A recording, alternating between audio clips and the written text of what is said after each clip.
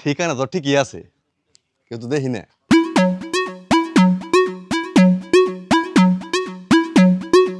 Excuse me ভাই, আপনার নাম কি জসিম?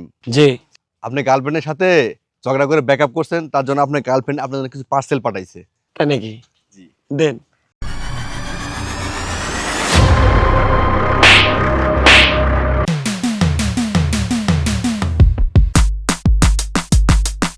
সমস্যাটা কি ভাই, কোন তখন?